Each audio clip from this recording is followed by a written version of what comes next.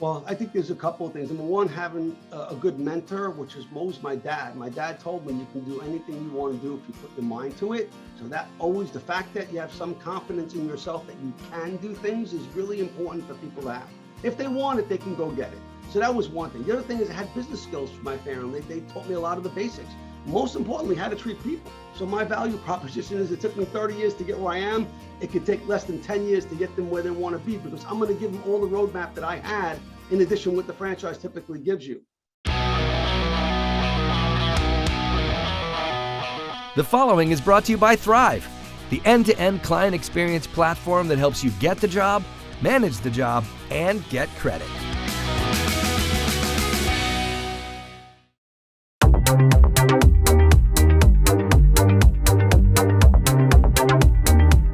Hey, this is Gordon Henry at Winning on Main Street, and this week you get to meet Charles Bonfiglio. Charles is the CEO of Tint, the world's largest and fastest growing automotive styling center, providing high quality window tinting and vehicle accessories to people who love their cars, trucks, and boats.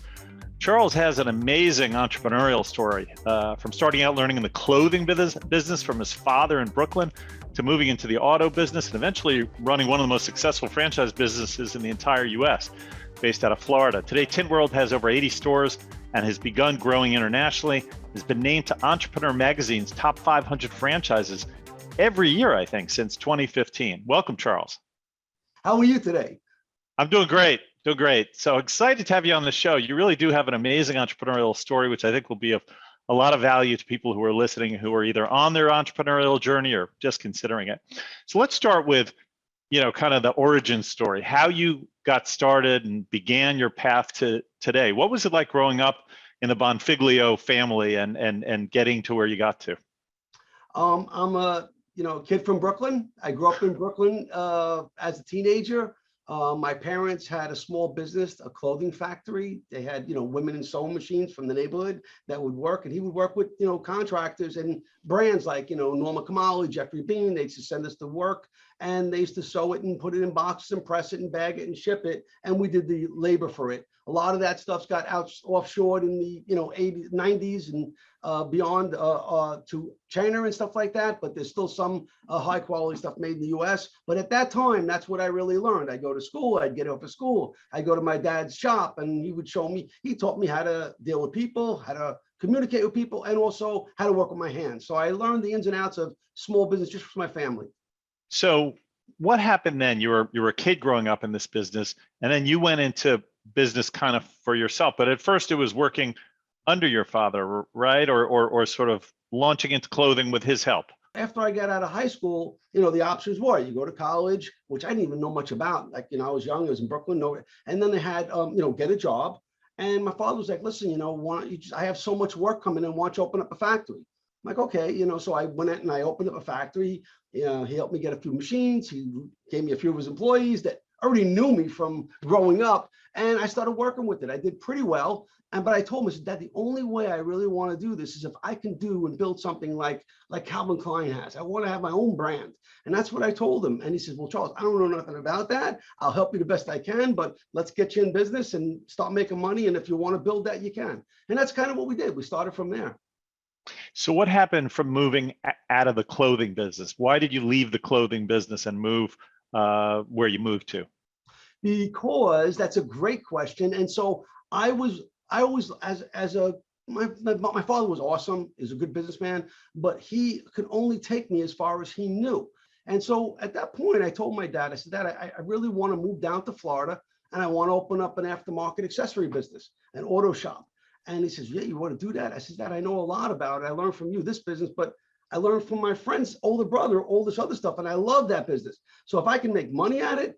So again, on a song and a prayer and two-way tickets, one-way ticket to Miami, I flew down here, 2 suitcases, and just set myself up. And I started to look around for a business, and that's how it all started.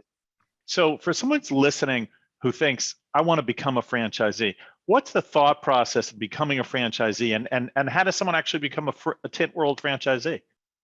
Well, the thought process is that first you have to want to go into business. Business may not be for everybody. And then once you decide that, rather than getting a job or a career in that division, going to school and getting that, that's a traditional way and that's all good. But if you're an entrepreneur of some likes and you want to go into business, your fork in the road is, do I have to try to invent something new, figure it out, build a website, build a system, and how am I get the vendors? How do I get buying power? There's all these things. How do I get financing? How do I get a lease? Who's going to believe me? All these things. And so the other way to go is get a ready-made system. There's a lot of different franchises out there, and find one that you're really passionate about, whether it's home services or whether it's, auto services or what Tint World is. If they like it, they can contact that franchise and learn more about it and see if it fits their investment profile. What are they how much they have to invest? What does it cost?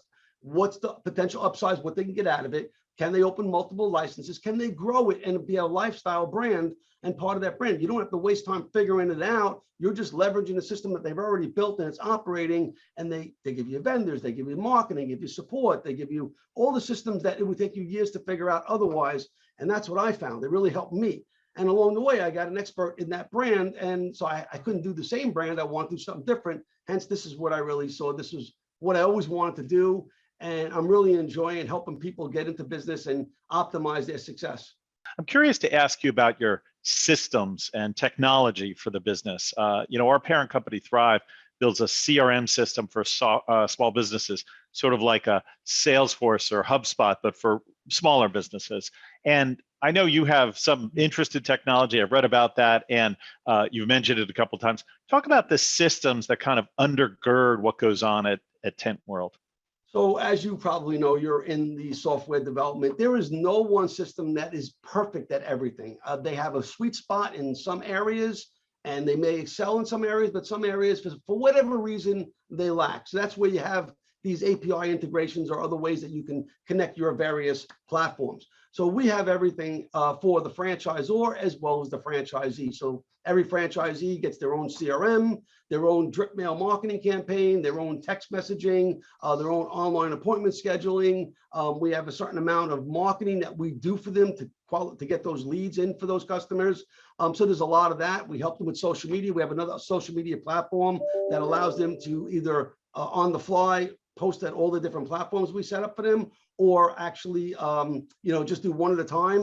It allows them to put pre-planned posts out. So there's a lot of different things that we put together. We also have a unified point of sale system. So when a customer comes in, they can bill it out. All that data gets pushed into the platform. That can keep monthly reminders and promotions that we send out to customers. So a lot of these things that we're doing with the systems are connecting the dots to get the information and market to the customers, as well as have data on the customers so we can work with them. And when they come back in, we say, remember last time you were in, you were interested in this or that. And we have that right up on the screen. Oh, how'd you remember? So we're really big on trying to, customer relationship management. That's awesome. Yeah, I mean, something we talk about a lot on the show is just that small businesses tend to often neglect everything you just talked about. They don't have an accurate customer database that'll remind customers of the nice work they did for them and to come back in next time. They don't keep track necessarily of all the orders and purchases somebody has made. Having all that is very valuable to continue marketing to your existing customers, bring in new ones. And also when it's time to sell the business, you're selling a complete history of your company to somebody, as opposed to somebody walking in saying, who are your customers? I don't know. So there's tremendous value in that. I'm curious, do you build your own software, or do you buy these off the shelf, or do you customize? How do you build the systems that you have? Well, typically I would go out to different companies and find out who has the closest fit for what I'm looking for. That's priced at a price that I feel is good for us, whatever business that is. And then from that point, if it's very close and there's some things that they don't have, I'll come up with a list of compliance things that I need to be able to support my system, whatever it's the franchise it is, or for the franchisor. And I try to get the best system that's closest to what I want, that's do the least amount of it. Now, sometimes some of these bigger companies, they don't want to do anything. Pay, and you can spend hundreds of thousands of dollars, and if it doesn't work right, you just keep paying. So I try to go with a company that I add value. And because I was a chairman of the technology committee with Meineke since my whole time there, very first point of sale, their website development, everything I did with them, I really know a lot about technology and about the stuff. So I'm able to go in and go to a company that's either really big or someone that's trying to grow big and they want to get into the franchise space or multi-location space, and I can help them. And I tell them, if you give me a deal that I can give to my franchisees, I'll be on your board and I'll help you develop your software the way you want to do all these bells and whistles. All I'm looking for is to get my franchisees to have the best deal, and I'll put my time and effort to build a system that's going to support them. But whatever I build for me is probably going to be more valuable for you for all the other brands you can get. And that's kind of the way I've always done it in every single sector. Really interesting. So your website says you aim to have 300 locations by 2025. And if I'm correct, you have somewhere between 80 and 100 right now. So that's a tripling over the next, let's call it 4 years. Pretty impressive. How is that going to happen? Well, it's almost already there. We have about 190 franchises sold right now. So we have just under 100, maybe 96 or 97 open as of the end of the year. We're now selling our 40th year anniversary from 1982 to 2002. So on the 40th year, we were trying to get to over that 100 mark, but we have scheduled 33 stores opening up in the first quarter of this year. So we did a lot of the work that we did was all last year. We sold a lot of franchises, we secured a lot of locations, we did a lot of build outs, and we opened up a bunch of stores. But now we're at the point where all those deals that were in the pipeline are all starting to open up. We have pretty much multiple openings every single week. For the first quarter, we should be 33 stores planned to be opening. And with all the other stores that are behind it, we're looking at about 15, 20 a quarter throughout the rest of the year. We plan to sell another 100 licenses this year. Our areas all over the country are really filling up. Like, people are calling now and like, that area is sold out, but we still have a lot of good marketplaces left, but we will get to this number. It was optimistic to view it saying I'll get there. Now I'm already like looking past 300. We're going to take a quick 30-second break to hear a word from our sponsor, and we're going to be back. And when we come back, and please don't leave us, I want to hear a little bit more about Charles Bonfiglio from a personal side, your personal journey, and what keeps you going given your success. So we'll be right back.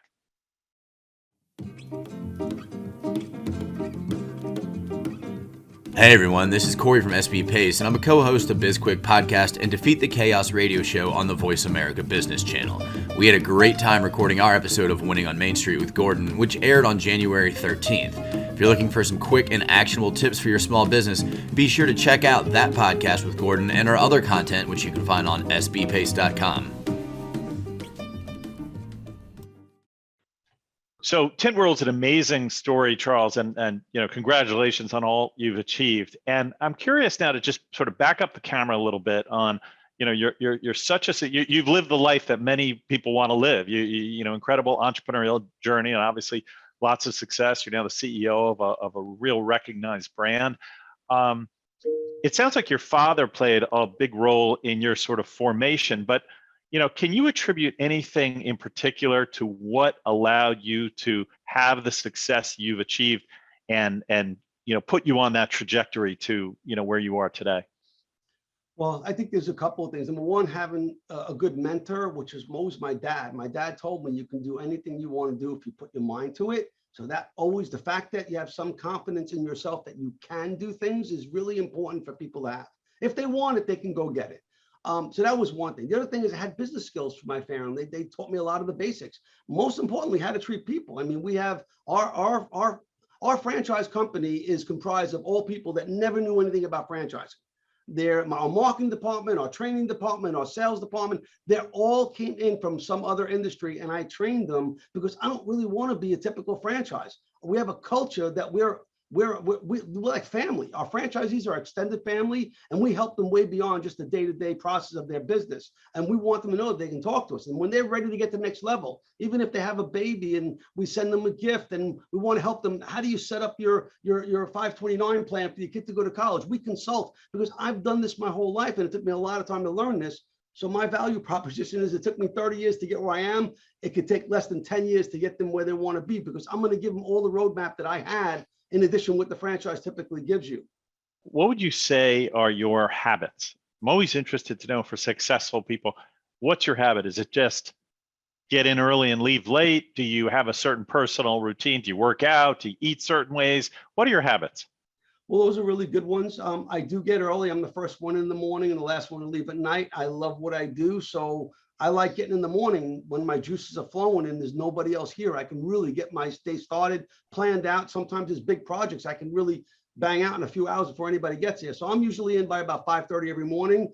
And that's normal for me. I'd be in earlier, but Starbucks opens at 5, so that's when I come in.